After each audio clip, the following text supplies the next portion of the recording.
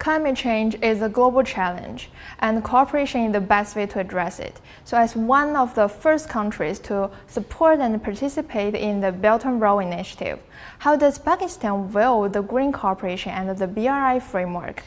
And what role does Pakistan see the BRI International Green Development Coalition can play in promoting green development? In order to answer these questions, we have an exclusive interview with Minister of State of the Ministry of Climate Change and Environmental Coordination of Pakistan, Her Excellency Shizara Karol. Welcome to our program, Minister. It's our honor to interview you today. Thank you very much for having me on your show. So since the launch of the Belt and Road Initiative, China has worked with partner countries like your countries to promote the Green Silk Road and to support the low carbon transition. So how would you view China's efforts in this area?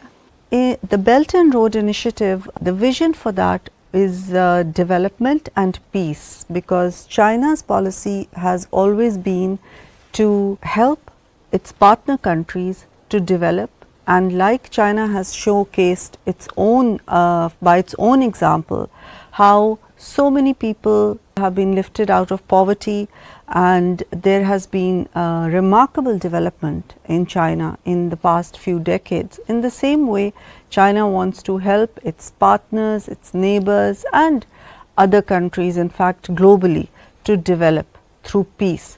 So I think that adding the green component, because climate change is now a reality, faced not only by the global south but also by the global north, and we are living in the era of climate change, and we have to, as responsible citizens of the globe, we have to keep that in account. And China has now taken the lead in showing the world that an inclusive and just transition is the only way forward, because at the same time that countries are developing and helping its people, their people, to live better lives and have better livelihoods, at the same time we have a responsibility towards our planet, on the earth that we are living on. And China has shown by example that that is the only way forward, where multilateralism and mutual cooperation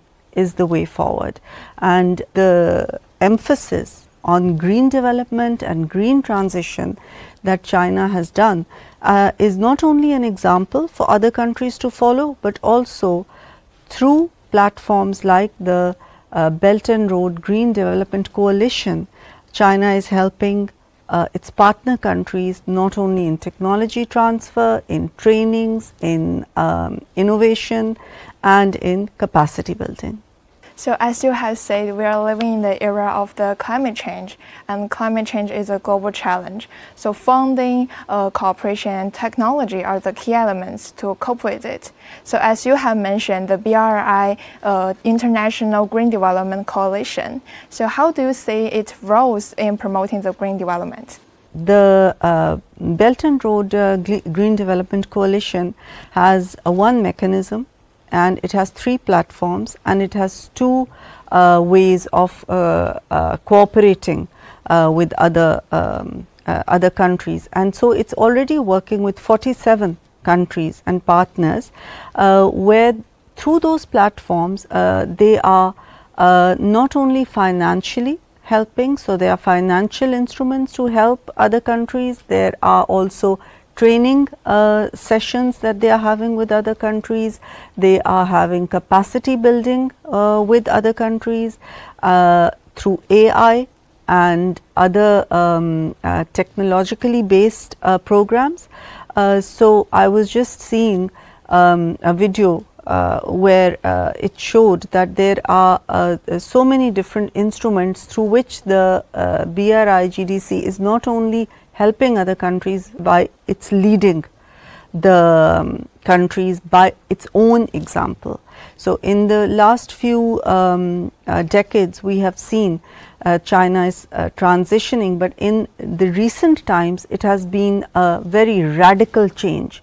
So we see that the transport system has changed, the air quality has improved, the water quality, and everything to do with environment is improving, and the BRI Green Development Coalition is taking the lead in that. And we have noticed that Pakistan has announced your new NDC. So could you briefly talk about it, and how will that influence Pakistan's green transition? Pakistan is one of the lowest emitters of carbon, but we are one of the most vulnerable countries. In fact, in 2025, we were the most impacted. We were number one.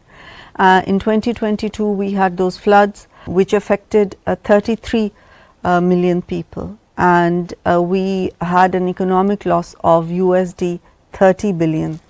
And because of these enormous losses that Pakistan has undergone in terms of economy, as well as people being displaced and even people losing their lives, we believe that the common but differentiated responsibility is very important, and the historical emitters of greenhouse gases should take the responsibility according to the emissions that have been going on. At the same time, Pakistan feels that it is its own responsibility. Despite the fact that we are low emitters, we are still taking our responsibility, and in the NDC 2.0 that we gave, we said that we would reduce our emissions by 50%, out of which 15% we would do domestically and 30% we would do with international help.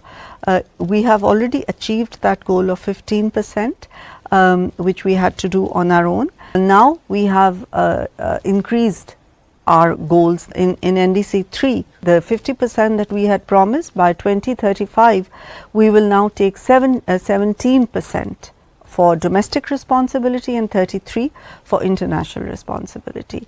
I believe that we are working on energy transition, just and equitable transition. We are working on our cities, we are working on air pollution, plastic pollution. So Pakistan is working on all these things to try, and we hope that we will achieve our own goal, but at the same time the international responsibility needs to be taken more seriously, and the difference that there is between ambition and implementation needs to be taken more seriously, and the historical emitters need to make sure that the implementation, which includes global funding, capacity building and technology transfer, needs to be worked on more diligently. At present, China is comprehensively promoting the Chinese pace to the modernization, aiming to promote the peaceful development, mutually beneficial cooperation, and the modernization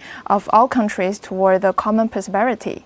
So how would you view China's pace to the modernization, and what new opportunities could it bring to your country? China, since its opening up, has really developed at a pace that has taken the world by a storm, I would say, and astonished the world, because earlier China was more closed and it was going at a slower pace, but now even the Western world, which has always thought of itself as the leading the world and the most powerful part of the world, has now accepted, and we can see that there are articles written about how China is now leading not only economically, it has really done very well, but also in technology and in science and in IT. China has now through its innovation now is the leading power of the world, and the good thing about China's development and its development economically and its development in technology is that, unlike some other superpowers, China does not have any hegemonic designs on its neighbors or in the region or even globally. Yeah. China is for peace and development, and China wants to partner with other countries to help them also to develop. So, one of the very important initiatives, as we were talking earlier, was the BRI, which has now spread to so many countries, and all the partner countries, especially Pakistan, is benefiting from it. The China-Pakistan Economic Corridor is one of the very important initiatives in the BRI program, and through that China-Pakistan Economic Corridor, we hope that we will be able to increase our trade, increase our relationship with other countries in terms of economic development, in terms of technology transfer, and the modernization of China is also something that China is very willing to teach other countries as well.